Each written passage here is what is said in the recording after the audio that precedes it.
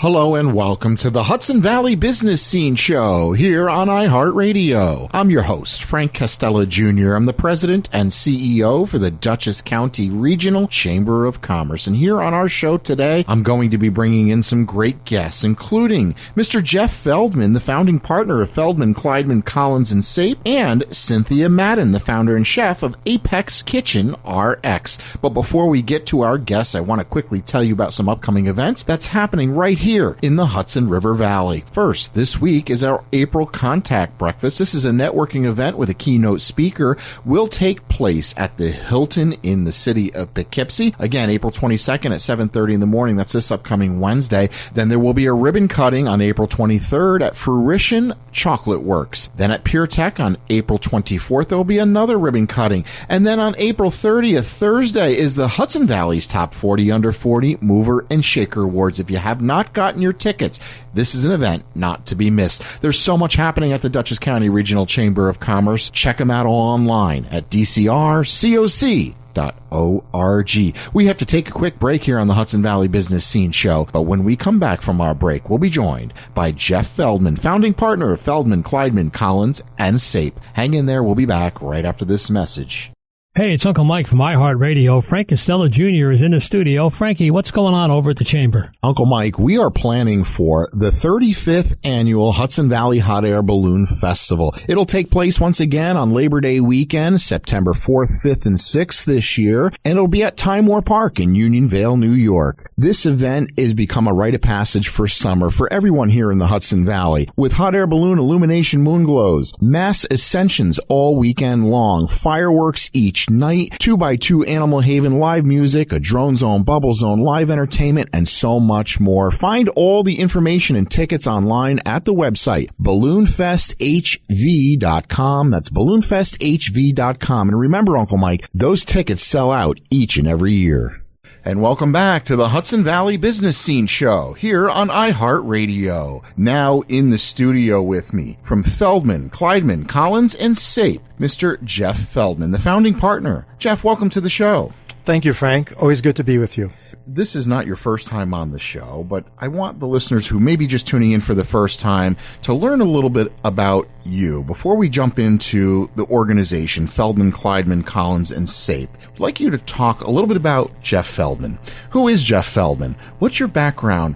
What was your schooling? What made you decide to go into law? What was your upbringing like? Because I find you to be such a fascinating person. I appreciate that. I was in college. I went to Ithaca College, got a bachelor's degree in chemistry. And then the next year I was at the University of Maryland, and my plan was to get an MBA. But I was there for 1 year, had a little episode with somebody that was trying to perpetrate a crime, and I ended up deciding to leave Maryland and went to Syracuse to go to law school with the idea that when I graduated from law school, I would go into business the same as with my MBA plan. I had a professor at Syracuse Law School who sort of shepherded me into the trial practice area.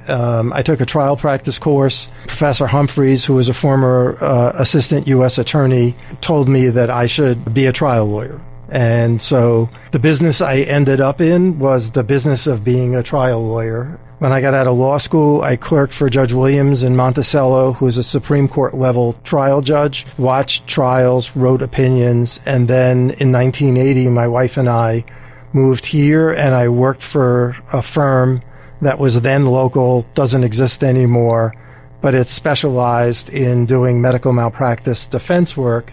And that was how I ended up in Poughkeepsie. And so I was at that firm for about 5.5 years, and things got a little crazy there, and it was time to leave and to move on. So Paul Kleidman, who was an associate there, I was a partner by that time, we decided that we would leave and strike it out on our own, and we started Feldman and Kleidman in February of 1986, so it's 40 years. So we have a unique practice. It's very unusual. When I left that other firm, I had been doing the plaintiff's personal injury work at that firm, where we represented people as long as they weren't suing a doctor or a hospital. And we also, represented lots of doctors and hospitals in the Dutchess County, Hudson Valley area. So when Paul and I started our own, we kept that model.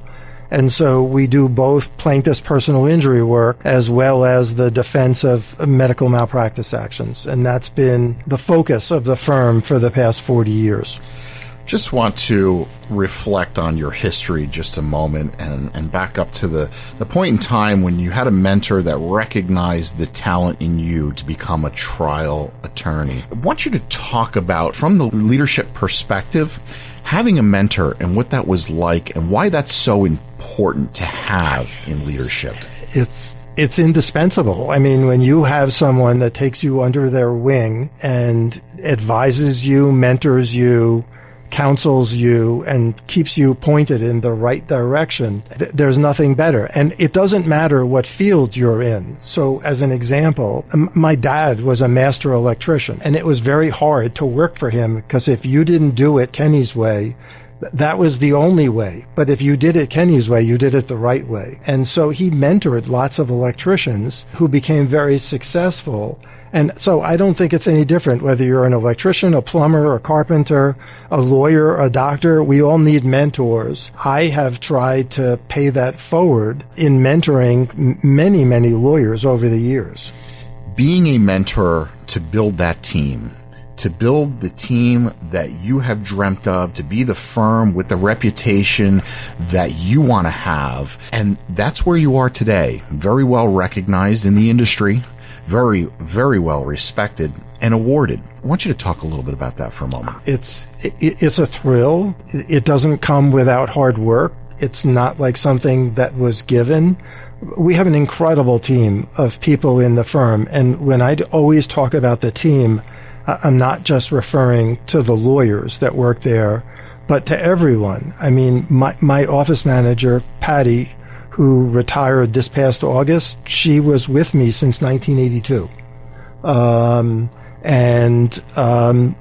We could never have done what we accomplished had it not been for her acting as the office manager and keeping control. And so it doesn't matter whether we're talking about the receptionist, who's the first person that anyone who calls our office speaks to and engages with, or the person who keeps track of all of our filing, or all of the legal secretaries and the paralegals. It really is a unique team, and it's a great group of people. It's interesting because in your world, when you look at firms throughout, not just the Hudson Valley, but throughout the nation, very seldom do you see partners that stay within a firm and even associates that stay within a firm. But you have had that longevity with your firm for quite some time. It says a lot about who the people are that work within your firm. Candidly, we've had both.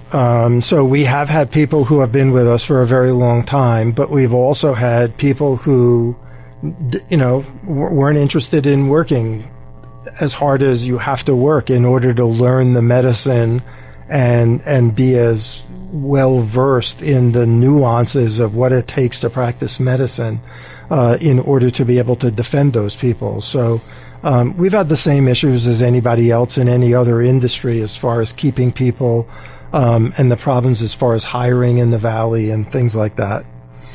Good time to dive into the firm itself, Feldman, Kleidman, Collins, and Sappe, and talk about those areas of practice. We alluded to med-mal, obviously, but let's talk about the areas of expertise and what each of those attorneys within your firm bring to the table.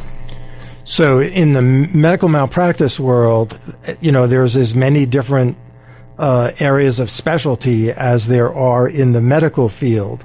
So as an example, when I first started doing medical malpractice work, a lot of the cases that I was handling were anesthesia related, but technology caught up with what was going on in the medical field, and those cases don't exist anymore, mostly because of certain areas of technology that existed. But then as things have evolved with laparoscopic surgery, robotic surgery, different aspects of cancer care and things like that, we've all gravitated to different areas. So one of my partners has handled more stroke cases than anybody else. Another partner's handled a lot of obstetrical cases. involving the delivery process. I've handled lots of different cancer type cases. We all do across the board, but there tends to be a focus. So, obviously, talking about the firm and your specialty and your focus, one of the main focuses your firm has had, and I think has brought your entity to light in our community, is the community service and give back that you have focused on. And I think that is something that is a tribute not only to you and your leadership, but also your entire company, because it's not just you, it's everyone involved in your company, and it's a culture. I want you to talk about that and what made you take that direction.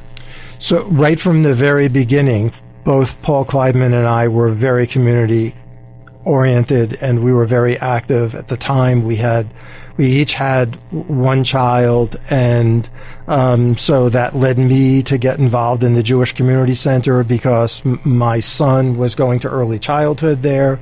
Paul was involved in certain other activities.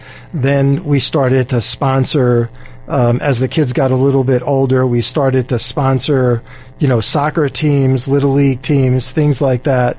And then one thing led to another, and we each got involved in different boards. Paul was very active on the board at Kingston Hospital. I got involved at the JCC and that board, and then LaGrange soccer, which led me to get involved with the town of LaGrange recreation. It's just one thing led to another for each of us, and as other people came on board, one of our other partners who left was on the New Paltz School Board. We all had our own interests, but the bottom line was that we all collectively supported each other, so that, for example, if I had a deposition, but I had a JCC board meeting, somebody else took that deposition so that I could take care of my board responsibility. And we all did that for each other, and that continues to the present. We were speaking a moment off air about the changes in your industry, particularly in the medical world and healthcare. Can you talk just a little bit about some of those changes and what they mean for us here as not only taxpayers, but folks that are seeking good quality healthcare? Having represented physicians and hospitals and large medical groups for, over 40 years now, the changes are all over the place. I mean, Hudson Valley Radiology, which was a local radiology group, that ceased to exist as of November or December of 2025. And all of those radiologists went in different directions. What used to be Mount Kisco Medical Group, or Caramount, was bought by Optum. What was Cristo Run Healthcare was also bought by Optum, and not any different than in any other industry. When the industries consolidate, there's a duplication of, maybe human resources or different support people, and so the entities that are purchasing these groups tend to lay off people because the duplication of effort is not any longer needed. And I would imagine, and this is me speaking, certainly not you, that this really affects the quality of care that we receive in industry. Because I see this in all industries. It doesn't matter. I've seen with private equity coming in and buying plumbers in the area, HVAC, electrical contractors, the list goes on. You can name the industry. Private equity, if they're invested in it, we see it big time with IT in this area. IT has been gobbled up. There aren't any real small IT companies left other than a select few. And that, to me, is my preference. That's where I want to be, because I feel like that's where I get the better customer service. Right. And also going back to involvement in the community, it's the mom and pop shop that's going to support the local, soccer club or the chamber or the other things. I mean, private equity has bought two of the larger medical groups in Dutchess County. It definitely affects the quality of care. It affects everything that goes on in that environment, from a patient satisfaction point of view, from an employee satisfaction point of view, as well as from a physician point of view. I'm not sure what's going to happen next. And I know you have some very important news, and I'd love for you to talk a moment about your upcoming plans, because 40 years, Feldman, Kleidman, Collins, and Sappe, attorneys at law, and now there's going to be a little bit of a change coming here shortly. Yes. So this will be the first time it's stated publicly, but I am in the process of retiring. And I surprised my wife and my kids last summer by telling them that I had come to this decision. I stopped trying cases in December of 2023. I took my last verdict. That was really what motivated me and what kept my juices going. At the time, I knew that it was just a matter of time because I was never a paper pusher type of person. And so I decided last summer that it was time to stop working 7 days a week, 365 days a year, and spend more time with my family and with our grandkids. Enjoy life. Jeff Feldman, Kleidman, Collins, and Sappe, attorneys at law, right here in the Hudson Valley. I'd love to put your contact information out for the firm. How about your website? So our website is www.fkcs.law. And the email address for me is jeff@fkcs.law. Again, that's www.fkcs.law. Find out more information about Feldman, Kleidman, Collins, and Sappe. Or you can go right on our website at the Dutchess County Regional Chamber of Commerce. But, Jeff, before we do take off, I just want to take the opportunity on behalf of the business community and the community at large to say thank you for your commitment to all of us here in the Hudson Valley region. A lot of individuals that are in the business world, they're focused on their business and solely their business. They're not focused on community, and I can't say that about you. It has been such an honor to get to know you and know about you over the years, and certainly to have you here as a guest on this show many times. But I'm certain you're not going anywhere in the community. You have future plans to stay here in the community and be a part of this community, but I wish you Godspeed as you transition to your retirement. Totally appreciate that, Frank, and the feeling is mutual. And yes, I am not going anywhere. I'm remain active with family services and with hospice and the town of LaGrange Parks and Recreation, and probably something else will come along. And to our listeners, stay tuned, because when we come back, we're going to have another great guest, Cynthia Madden, the founder and chef of Apex Kitchen RX. Hang in there. We'll be back right after this quick break. Hey, it's Uncle Mike from iHeartRadio. Frank Castella Jr. is in the studio. Frankie, what's going on over at the Chamber? Uncle Mike, we are planning for the 35th annual Hudson Valley Hot Air Balloon Festival. It'll take place once again on Labor Day weekend, September 4th, 5th, and 6th this year, and it'll be at Time War Park in Unionvale, New York. This event has become a rite of passage for summer for everyone here in the Hudson Valley, with hot air balloon illumination moon glows, mass ascensions all weekend long, fireworks each night, 2x2 Animal Haven live music, a drone zone, bubble zone, live entertainment, and so much more. Find all the information and tickets online at the website, balloonfesthv.com. That's balloonfesthv.com. And remember, Uncle Mike, those tickets sell out each and every year. And welcome back to the Hudson Valley Business Scene Show here on iHeartRadio.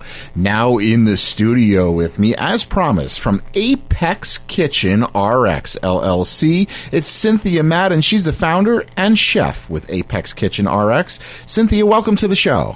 Hi, thank you. Happy to be here. So, Cynthia, tell our listeners, what is Apex Kitchen RX? Apex Kitchen RX is all about bringing confidence and life skills back into people's lives. We reintroduce everybody to scratch cooking. At a kid level, it's interesting, different stories that I've heard.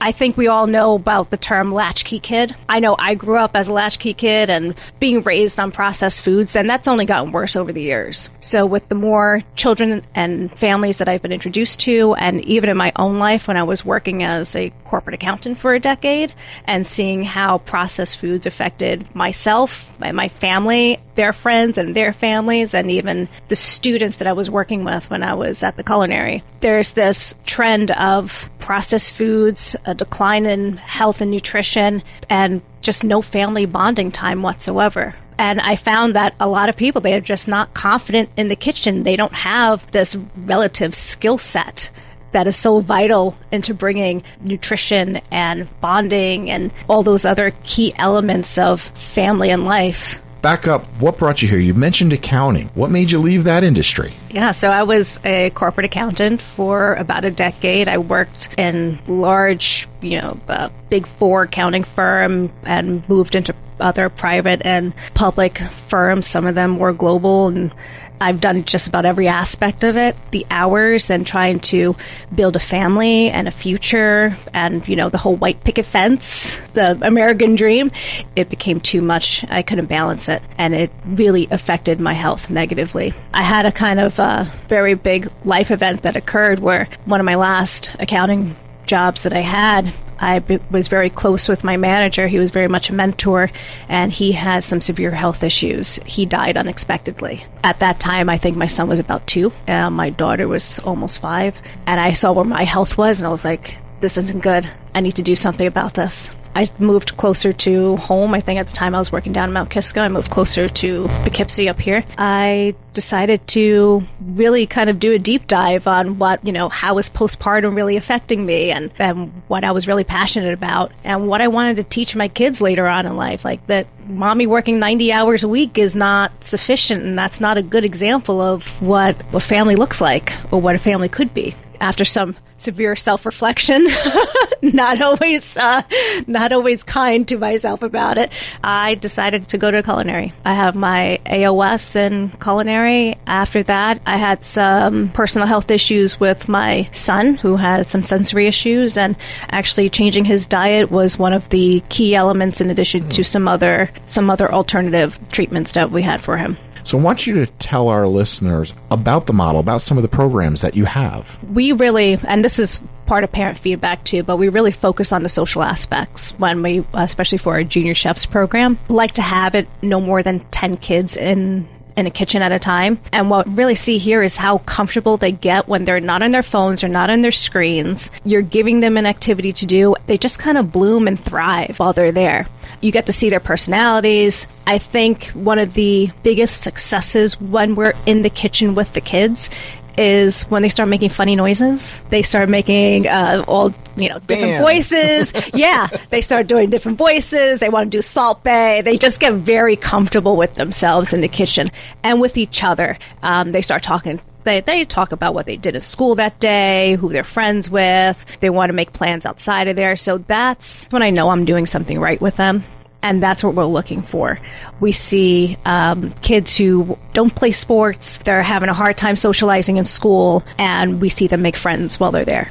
And they're learning a skill set they're going to take with them for the rest of their lives. But they don't know that. Right. They don't know that. Yeah, we'll talk about cooking. Talk about what are we cooking? What are we making? What's on the menu today? Everybody loves to make pasta from scratch. I do like to challenge the kids, though, to make something else. We'll do gnocchi, we'll do raviolis, they'll learn how to make sauces from scratch. This past summer, we did a cake challenge where we're making a European sponge cake and learning differences between flours. And they definitely learned difference between flours because some of their cakes came out rock hard versus some of our actual sponge cakes. It was a learning process for them, and they enjoyed that. They enjoyed the challenge. You have different classes, so go through each of those, starting with the adult, working your way down, and talk about them. So the adult classes, you'd be surprised at how many adults don't know how to hold a knife correctly. So we go through just basic knife skills, cooking basics. How do you saute? Why do you cook vegetables on different trays at different cooking times? What is it to saute or braise? Or, we go through anything you pretty much learn in a fundamentals class at a cooking school level. That's what we go through with the adults, except we're not going through all these French cooking techniques that requires a ton of butter or oil. We make them a little bit healthier. We incorporate more global cuisine, something more nutritious, and sometimes even introduce other grains and cooking flavors. Our family cooking classes, we keep them small. We allow up to four or five families at a time. It's really for, a parent and child, a grandparent and a child. I've had aunts and their nieces or nephews come in. They're great gifts. I was just going to say, what a great gift. Yeah, oh yeah, they're great gifts. Always looking for something for Mother's Day or even Father's Day. Yeah, we've definitely had fathers in classes with their daughters, which I think is just the sweetest thing to see. We recently had a pasta making class, but we have a couple of classes coming up where we focus on baking, we focus on Mexican takeout, which is always fun. We have like Fiesta Night coming up, and it's just to really get them together in the kitchen and work together. You know, mother-daughter relationships is always a little weird, so getting them in the kitchen and being able to see them interact with each other and learn this is what we're going to do. I try to have the kids be the bosses while they're there and have the parents more like a sous chef to them. So it works out better that way, and they just seem to have a lot of fun. We're official program vendors for Girl Scouts Heart of the Hudson. So we do a lot of Girl Scout like Simple Meals badges or New Cuisines badges. That's part of our cooking classes. And private cooking classes. I think that's important. Yes. Will you go to someone's home and cook in their kitchen? Yes, that I will do. I think most people want to get out of their house. I've also have had plenty of people say, no, we don't want to be home. We want to go out. And I think for them, it's just part of the experience. They know what they're like when they're home cooking. And I think that's why I like the location that we're set up in right now. Yes, it's a commercial kitchen, but it's small enough, and it's the flow of it is just set up more like a home kitchen, if that makes sense. Oh, yeah, if sure. that makes sense. And they get very comfortable. So, and that's what we're looking for. We need you to be comfortable in your environment. And if we have you in a very big open space kind of commercial kitchen, it doesn't work out well for anybody.